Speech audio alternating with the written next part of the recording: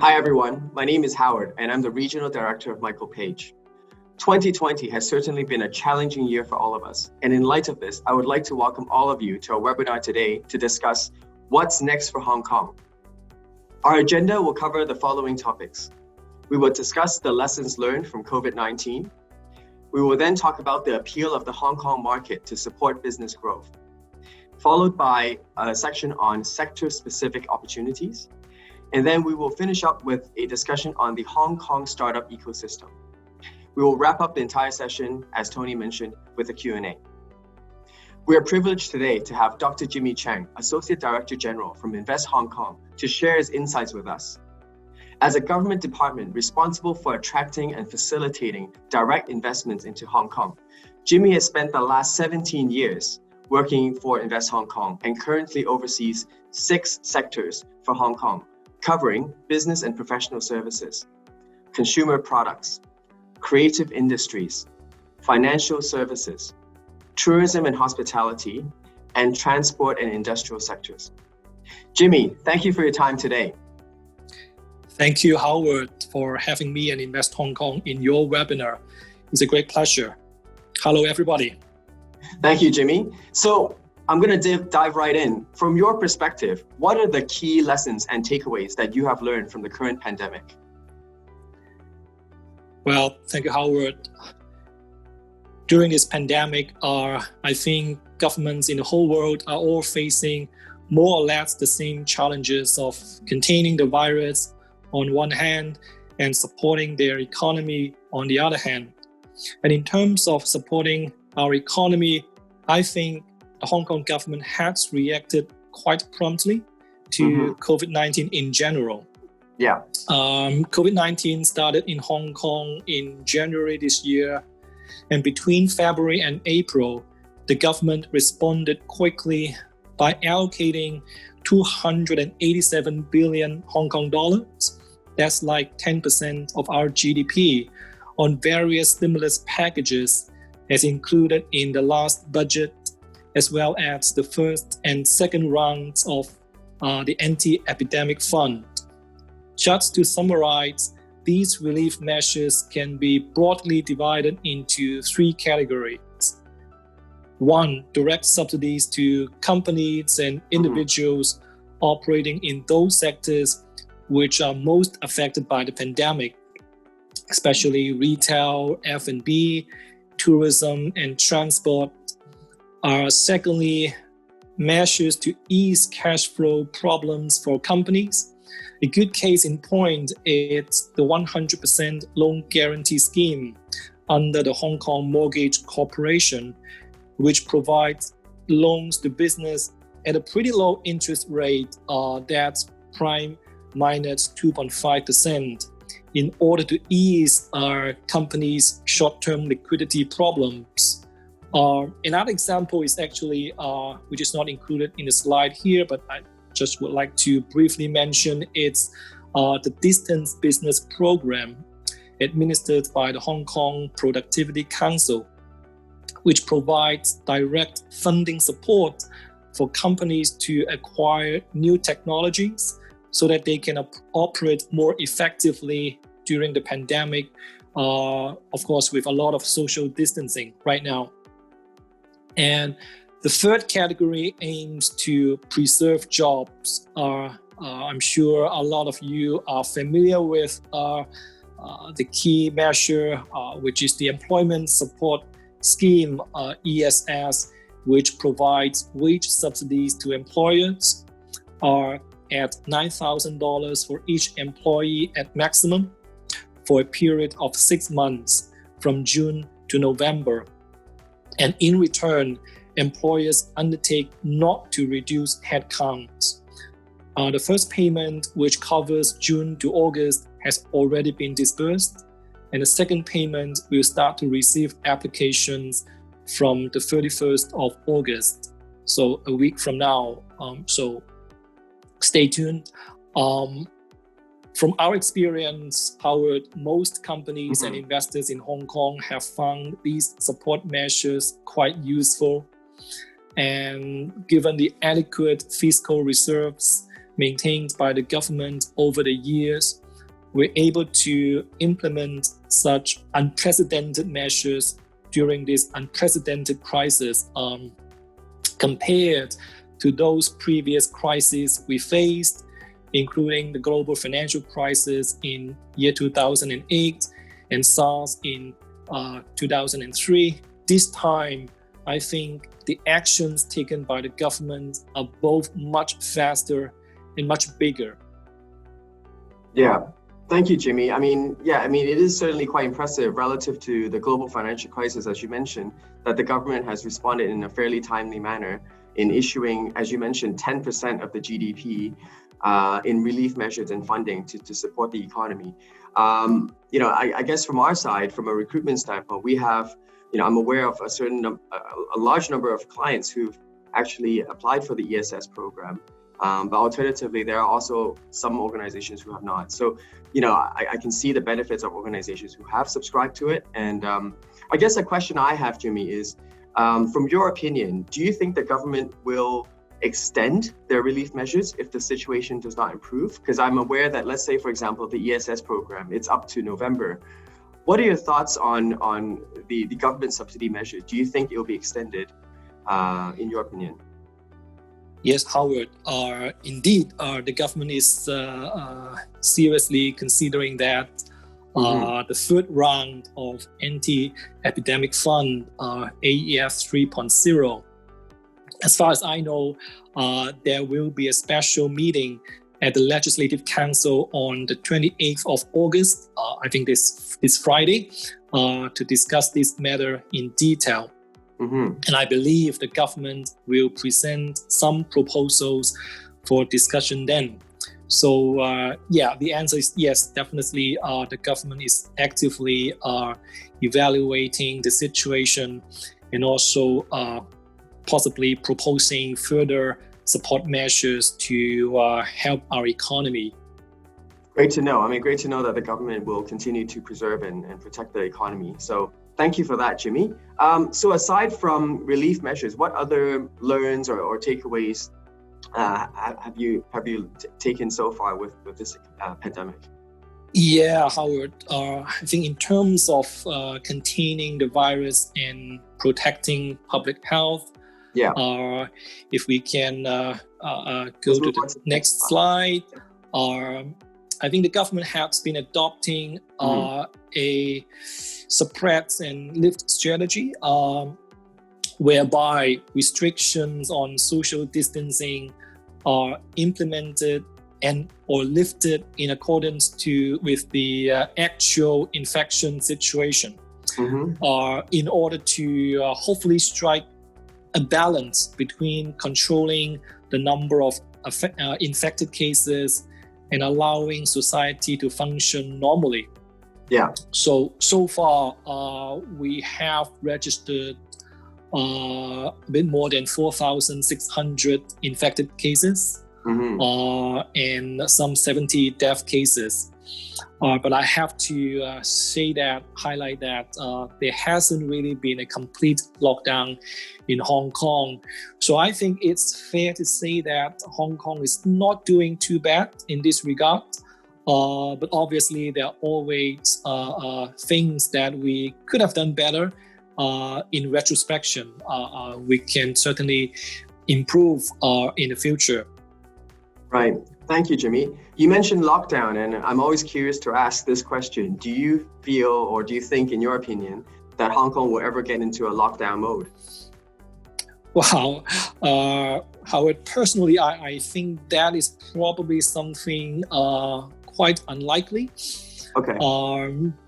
Given the fact, the experience that we have gained so far in managing the pandemic situation, and also given that the upcoming, as you may know, the universal and voluntary COVID-19 testing program, hopefully will help identify more silent transmitters in town and provide adequate treatment for them, and hence avoiding more people from contracting the virus. So fingers crossed, I hope people in Hong Kong won't face a complete lockdown anytime soon. in the Sure. future. Yeah, I echo that. We hope that Hong Kong doesn't fall into a lockdown situation as well. So thank you for sharing some of the learns and takeaways from with the current pandemic. Let's move on to the opportunities. I'm keen to hear from you in terms of assessing and discussing what are some of the potential opportunities that we can see for Hong Kong. So over to you, Jimmy. Well, of course, our economy is facing a lot of challenges right now. It dropped 9% in the first quarter and the second quarter this year against the same period last year. Unemployment rate is standing at 6.1% and may still go up a little bit before it stabilizes. But the same problem is actually being shared by all economies in the world.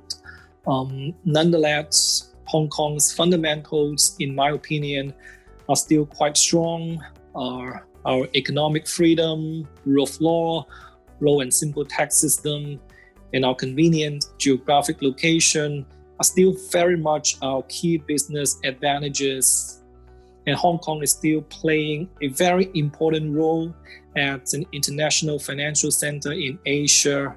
Our banking and financial systems are healthy and intact. Capital markets are indeed very robust right now. And the government is managing a very healthy level of fiscal reserves as well as foreign exchange reserves, which have actually allowed us to introduce some very forceful, impactful relief measures during the pandemic, and also to maintain the stability of Hong Kong dollar against any potential financial crisis.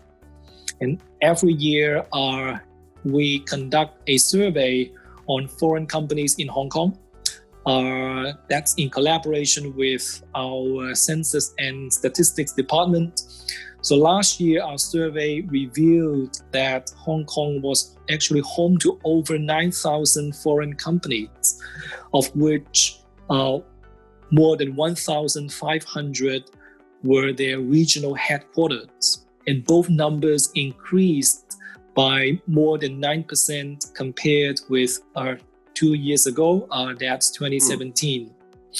And now we are in the process of collecting data for this year's survey, and we will certainly announce the results to the public a few months later when the findings are ready.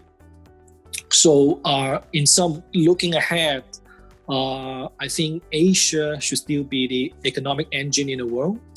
Yeah. And then with Hong Kong's strong traditional strengths, our fundamentals, we should remain an important business hub in Asia and hopefully rebound quickly after COVID-19. Mm-hmm. Thank you for sharing, Jimmy. So as you mentioned, Hong Kong still has the key sort of fundamentals to make it an attractive place for organizations to set up and grow and develop here. And one of the statistics you just shared, 9,000 companies have their parent companies that are based in Hong Kong. That's quite an impressive result. One of the things you just mentioned, Jimmy, is rebound. And once again, I'm keen to hear your personal insight. When do you think Hong Kong will rebound? Well, Howard, a normal state. I know this is a one. This is a very challenging, difficult question for me to give a very accurate answer. Sure. As I mentioned, our economy dropped 9% in the first 2 quarters this year, and the government right now is forecasting our GDP to shrink somewhere between 6% and 8% this whole year. Okay. Meaning that we are hopeful things will recover a little bit the rest of the year if we can better contain the virus. Yeah. But for us to really get out of the recession or even resume positive growth again, I don't know, but I'm really hopeful that it will happen sometime next year. Especially if we can better contain the virus, if we can lift travel ban with, for example, mainland China and perhaps some other Asian countries, economies, which have been doing a better job in controlling the pandemic, and also if an effective vaccine can become available next year for a considerable number of people in the world, then hopefully we can see some positive improvement in our economy next year. Okay. That's just my personal view. That's a fair statement. Next year, I think, conservatively, are we looking at maybe mid to end of next year? Do you reckon? Yeah, I would. Yeah, certainly like to see, some positive signs coming up mid or, the second half of next year. Okay, got it. I mean, let's keep our fingers crossed and let's hope for the best. But thank you for sharing that. Absolutely. Let's move on to the sector-specific opportunities. Keen to hear your thoughts on the areas of perhaps potential areas that we can develop or look at for the sectors that you look over. So, yeah. Yeah. Right. I think despite the economic challenges that we are facing right now, there are still some, good opportunities in the market in various business sectors. If we look at the financial and professional services sector, I think companies will continue to benefit from our strong capital markets. More and more mainland Chinese companies are looking to do their primary or secondary listing or even relisting here in Hong Kong, from the US, especially for tech companies. And then our, just launched limited partnership fund regime, which has become effective from August this year. I think it's going to attract more private equity funds to domicile in Hong Kong with their preferred structure that is limited partnership, and also with some competitive taxation arrangements for them. And then in the future, Invest Hong Kong will step up our promotional efforts to hopefully attract more family offices to come here, set up their presence. In fact, we have just launched a new dedicated website. So if the audience is interested, please visit familyoffices.hk to get more details. And then moving next for transport related companies, I think they will benefit from the aircraft leasing and ship leasing tax incentives. The tax incentives for aircraft leasing were introduced, I think, 3 years ago. Right. And for ship leasing, it has just been launched. It's 100% fresh incentive and attraction. So these measures aim to really attract some high quality aviation and maritime services to come to Hong Kong, and thereby strengthening our role as an international transportation hub. And then for companies operating in the space of retail, F&B, and also in the creative industries, I think first of all, suppliers of consumer goods or food products will continue to find opportunities from online sales and physical delivery. In the past, people thought Hong Kong was kind of lagging behind in e-commerce because it's so convenient to shop at a physical store in Hong Kong. Everything is so compact. But I think it is changing. And it's changing quickly because of the pandemic. There are a lot more consumers in Hong Kong nowadays shopping online.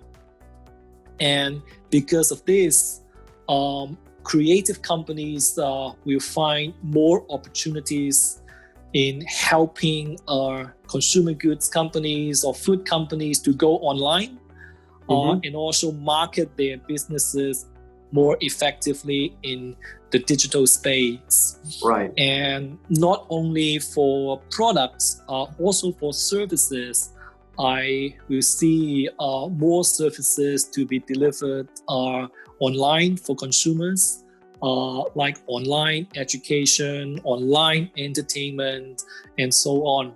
And such developments will certainly be fueled by our 5G infrastructure. And then generically for all kinds of businesses, of course, as I said, the economy right now is not in a very good shape. But looking from another perspective, there may be opportunities as well. For example, property prices and rents are dropping actually across all segments, including office, retail, industrial, and residential. And then at the same time, higher unemployment may result in somehow easier access to talents. I'm not sure if you agree with me, Howard. You may have a different opinion. So these factors indeed are being taken advantage of by some really opportunistic market players who are setting up in Hong Kong right now. And ESG, I think it will become an increasingly important topic in Hong Kong and around the world, especially driven by a pandemic like COVID-19. The consumer market will demand more and more sustainable food and non-food products.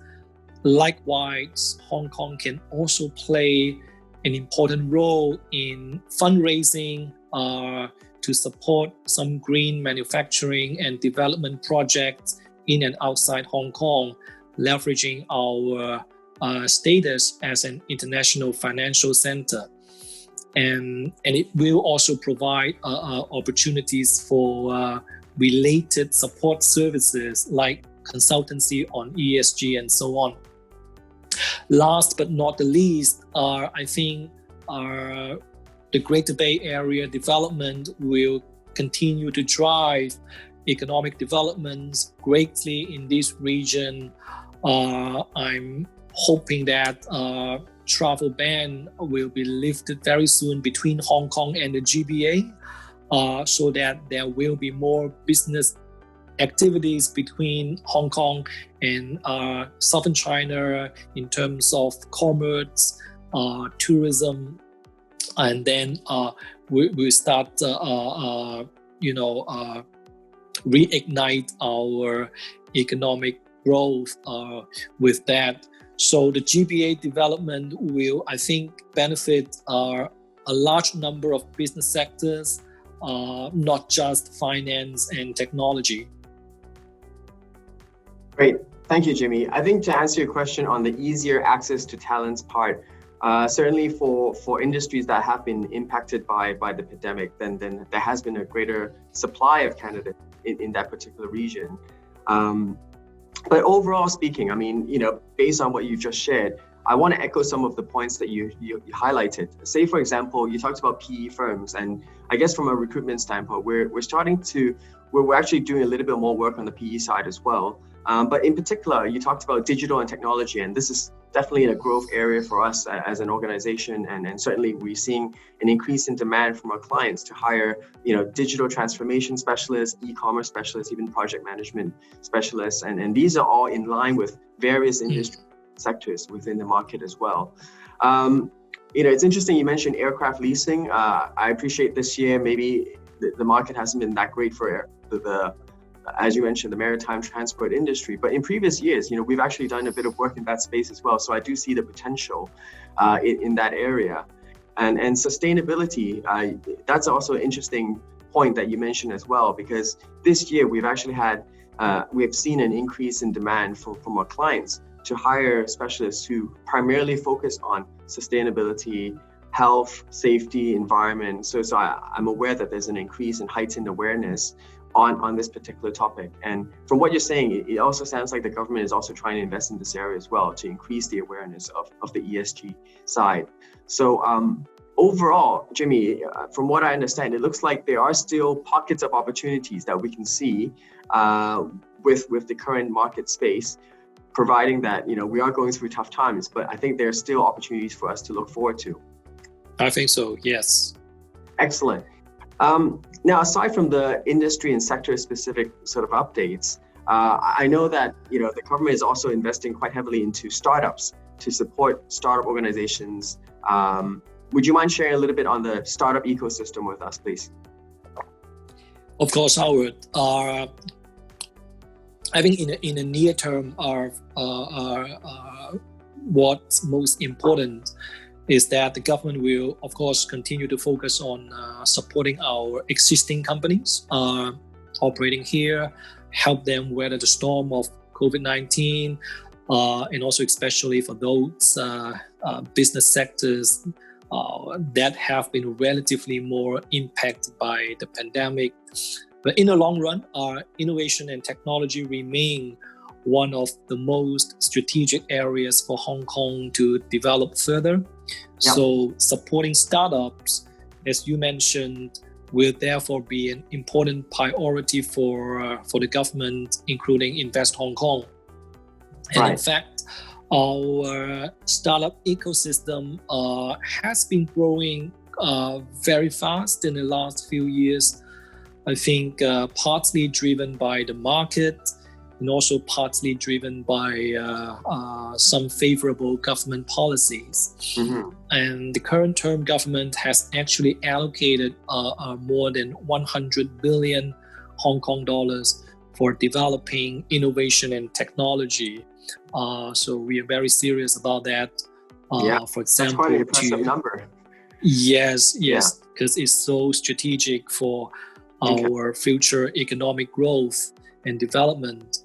So a lot of funding has been, set aside to, for example, strengthen the hardware of our Science Park and Cyberport, the two government-funded technology incubators and accelerators. Also to provide more funding support for our startups and our innovative companies. And we also have introduced some enhanced tax deduction program for R&D expenditure incurred by private companies in order to encourage more companies to invest in research and development and develop new technologies. So just some examples to share here. Like the survey on foreign companies, we also annually conduct another survey on startups. So last year, our survey demonstrated that some 3,100 startup companies were operating in town, up 43% against 2017. Right. And if we look at the number of people employed by these startup companies, the increase was even more prominent, almost 100% in 2 years' time. Right. And in terms of the profile of our startup founders, if we can move to the next slide, which shows a chart about that. And we found that actually more than 1/3 of our startup founders in Hong Kong were entrepreneurs coming from other countries, particularly the US, mainland China, the UK, and France. So it's a pretty diverse mix of talents here in our startup ecosystem. And most of our startups here were engaged in areas like fintech, which is understandable, e-commerce, information technology, design, as well as professional services. And Howard, I'm also pleased to share that our last Start Me Up Hong Kong festival was successfully held last month, despite being a purely virtual event. It's 6 core events attracted altogether over 180,000 attendees, 470 speakers, and also 200 exhibitors coming from almost 100 different countries around the world. It does show that companies and investors in the world are still very much interested in Hong Kong as a startup location. And I hope some of our webinar attendees today already joined and benefit from our last startup event. If you did attend, please give us your feedback on how we may do it better next time, which hopefully will be a physical event again next year. Fingers crossed. In case you missed it, we have actually another major event coming up in November, which is the Hong Kong FinTech Week. Of course, this one focuses especially on FinTech, which will also be in digital format this year because of the pandemic. So if you would like to get more details and to register, please visit fintechweek.hk. Thank you, Howard. I think I hopefully have summarized the current startup situation in Hong Kong. Great. Jimmy, thank you so much for sharing your insights and about the outlook of Hong Kong. In particular, I mean, if we look at the statistics, 181,000 attendees, and this was an event that you recently had. It's very promising, right? We're talking about 97 countries who are interested to start up in Hong Kong. So these are all very, hard facts that, actually paints a very promising outlook for Hong Kong as a city and country here. To conclude, I mean, from what I hear, from what you've shared today, it sounds like Hong Kong is still undergoing a very promising future, and the government is still willing to inject more money on relief measures to support startups and other enterprises to support the economy and protect businesses and organizations within the group. So, Jimmy, I really want to take the opportunity again to really thank you for your time today to share all the insights with us. And on that note, I'm keen to move on to a Q&A session because I'm aware that a lot of you are very keen to ask Jimmy for questions. And I do see a number of questions that are being asked already. So, Tony, I'm going to pass to you for the Q&A. Sure. Thank you, Howard. So first question is a multi-part question. I think this is particularly good for you, Jimmy, as you have a background in the tourism industry. So thank you for your question, Tehan, which is there a view on when tourism will return? And a follow-up question is, will levels return to pre-COVID, or has it structurally changed? And final part of that question, how are you seeing the companies that historically were reliant on mainland tourism or purchases adapting to those changes? Well, thank you for the questions related to our tourism industry. Obviously, it is one of the most affected sectors during the pandemic, not only locally but globally. And of course, it's quite difficult to forecast when tourism will realistically return, because there are still a lot of uncertainties, especially regarding how COVID-19 will develop around the world. But if we look at our hinterland, mainland China. I think people in general can agree they have done a pretty good job in controlling the pandemic, containing the virus in the country. So we are hopeful that, of course, Hong Kong can also very soon have the situation under greater control, and then we can, start resuming travel between Hong Kong and mainland China, probably starting from the Greater Bay Area, right across the border. And if that can realize soon, then we will have more visitors coming from mainland China or the GBA to Hong Kong for doing business, for enjoying tourism, shopping, dining, and so on, boosting up our business activities again. And as far as I know, the Hong Kong government is also in the process of discussing with a few Asian economies, Asian countries, in order to form some travel bubbles together when the pandemic is becoming under control.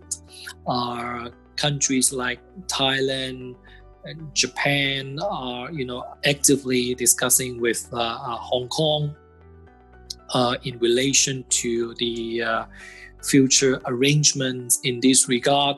So I think when tourism will come back, I don't have the crystal ball, obviously, but I can foresee that travel ban may be lifted, first with the GBA, mainland China, and then with those Asian countries which have done a better job in containing the virus, and then will gradually open up, bilaterally with other economies depending on the situation. And it's hard to say when tourism will go back to, in Hong Kong, will go back to the pre-COVID level. That was pretty amazing. 60 million visitors coming to Hong Kong each year. It may take years to resume that pre-COVID level, our golden times, realistically. And companies which based in Hong Kong, which have been focusing a lot on doing business with mainland tourists, I think we certainly need to think about their future strategies, because it may take some time, as I said, for tourism to return to our normal, usual level. But before that, I think those companies will certainly need to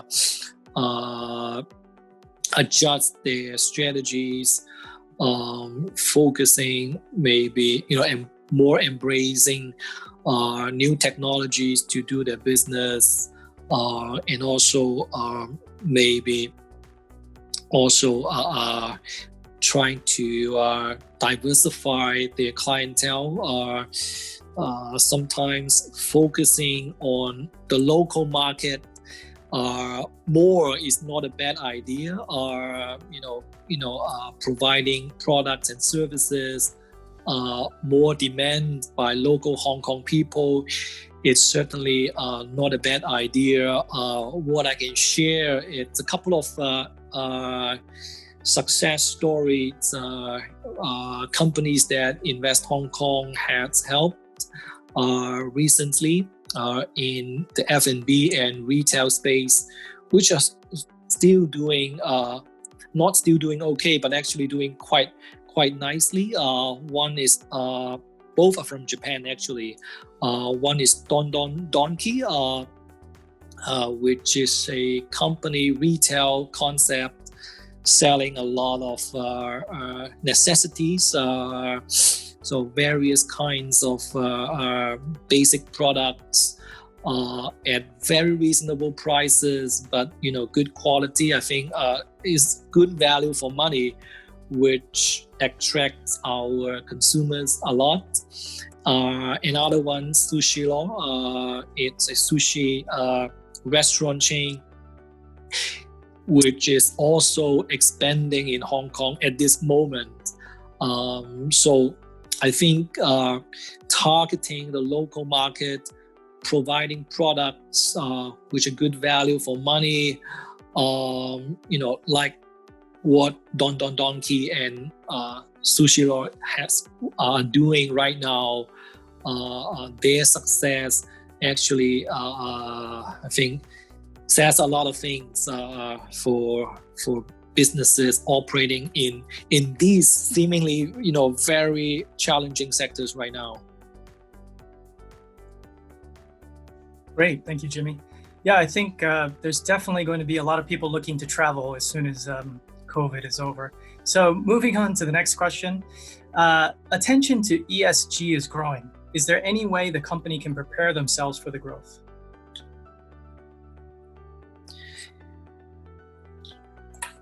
Yes, certainly. Thank you for raising this question related to ESG. I think ESG is a very broad concept, and it's relevant to many different sectors.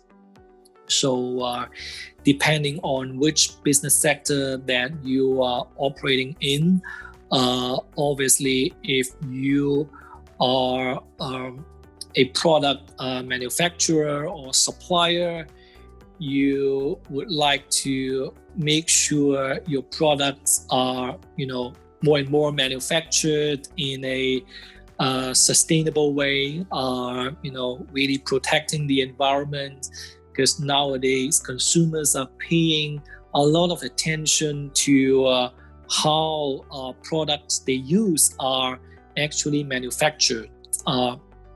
So this is something that manufacturers are paying more and more attention to in order to better meet their customers' demand in the future.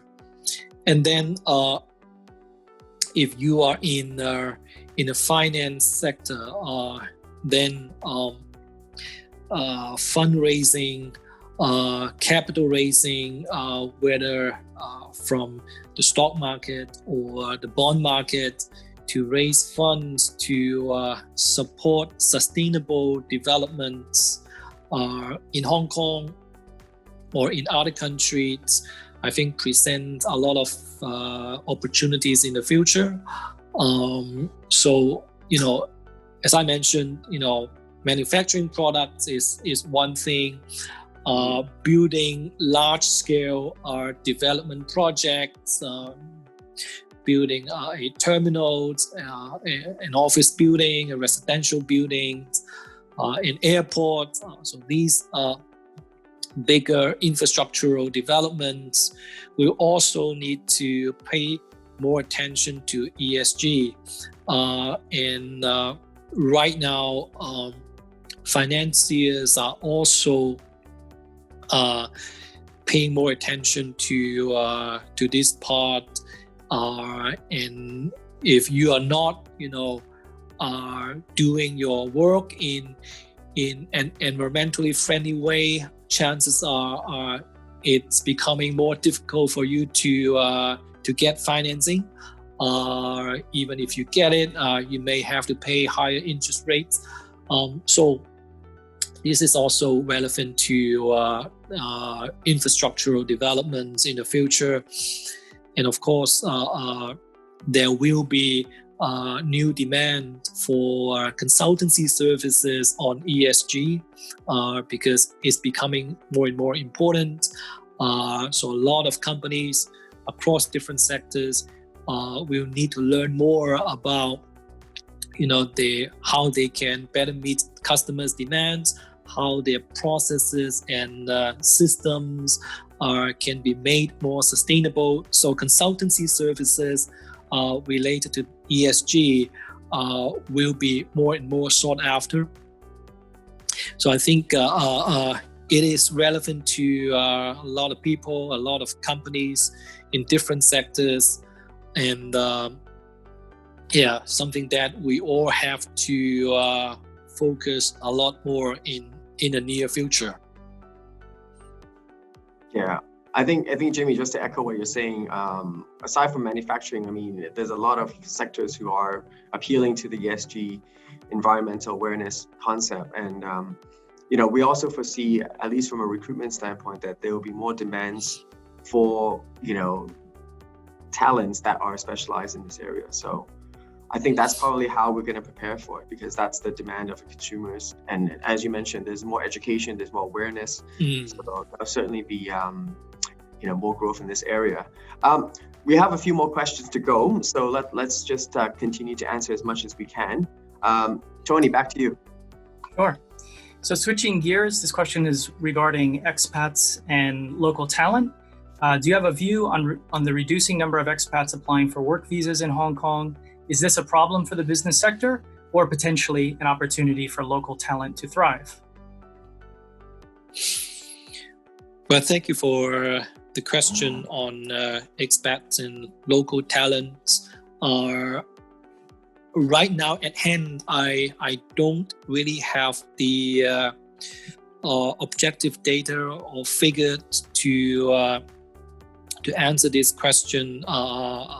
First of all, whether the number of expats are actually reducing in Hong Kong.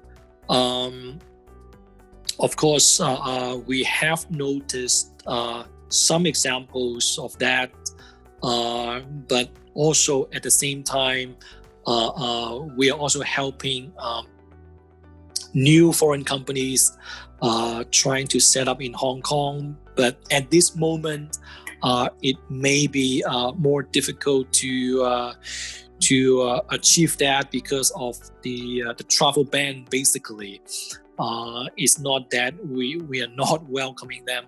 It's simply because it's difficult to come here. Even someone hoping to come here to engage in some setting up formalities or business development, it's not easy. So we're facing some hurdles because of that. But of course, looking at the unemployment rate, of course, it's going up, and as I mentioned, it may still go up a little bit before it stabilizes or before it comes down. So those sectors like retail and F&B and so on, tourism-related, travel-related businesses are facing a lot of challenges right now. And so in terms of recruitment, so I made a point earlier, companies may find it a little bit easier to recruit people. We have experienced this hiring, ourselves at Invest Hong Kong. We are actually receiving more job applications, recently for some of our recent openings. So, and I think with that is also hard to say that whether local talents, because of maybe fewer expats, have better opportunities. I guess overall speaking, the economy is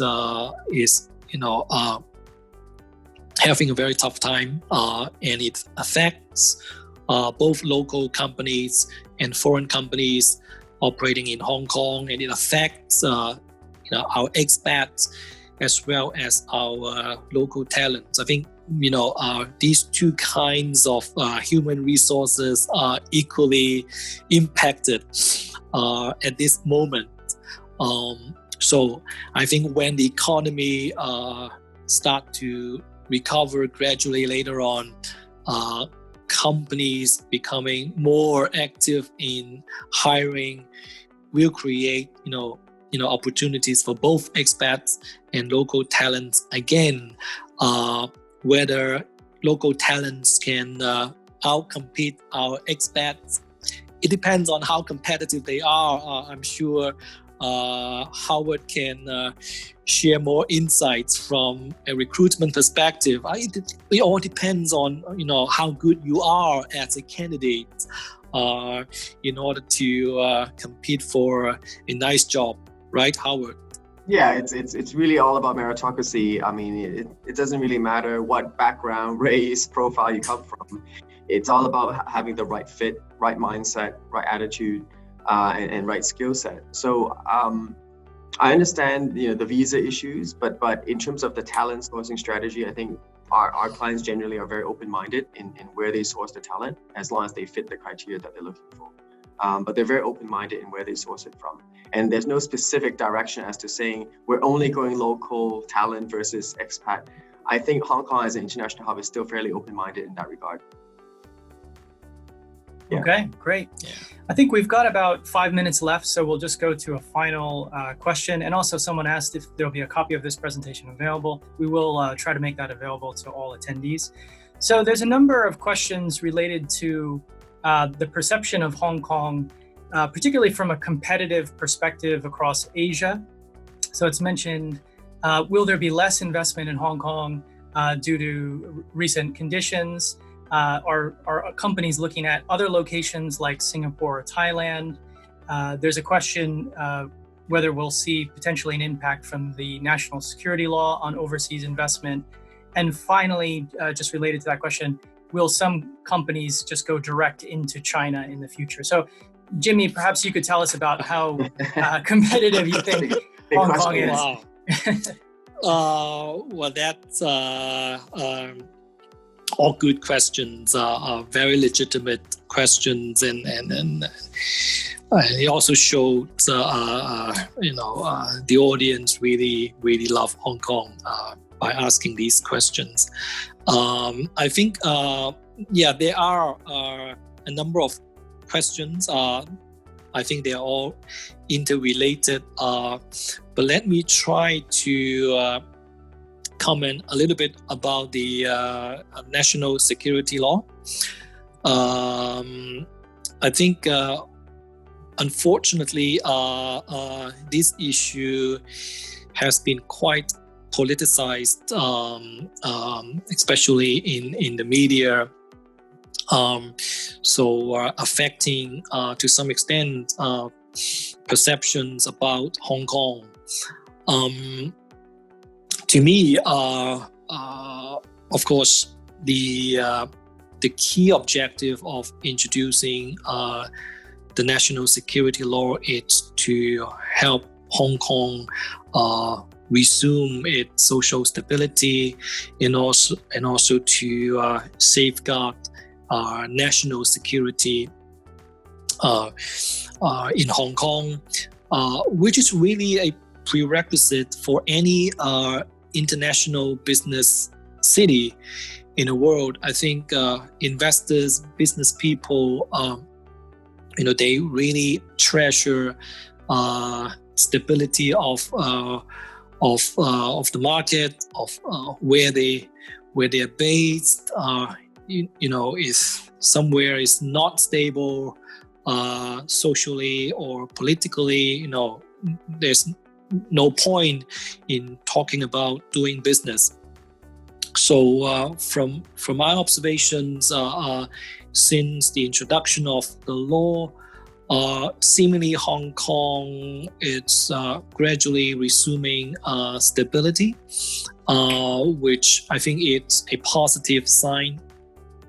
And so my appeal for the audience or anyone I talk to, it's please give Hong Kong a little bit of time to let us demonstrate how the law is realistically implemented, so that normal businesses they will understand there's actually nothing they need to be overly concerned about it. So please, give Hong Kong a little bit of time to demonstrate that. And in terms of choosing a business hub in Asia, obviously Hong Kong, Singapore, or even Shanghai are very competitive. I think all these are important business hubs in Asia, and they do have their respective or relative strengths and weaknesses.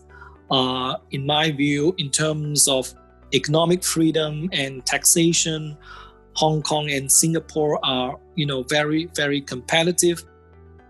From a geographic perspective, Hong Kong is often seen as a more convenient gateway to access to Greater China and East Asia, while Singapore is probably regarded as a more easy gateway to access Southeast Asia. And Shanghai is, of course, rising very quickly as a location for multinational corporations to especially set up their headquarters for the Greater China, as we have seen. But Hong Kong is probably still a more preferred location for regional headquarters for the whole APEC. I think it should be fair to say that the rise of Asia as a whole will benefit all these important business hubs. And I think Asia is big enough to accommodate all of them.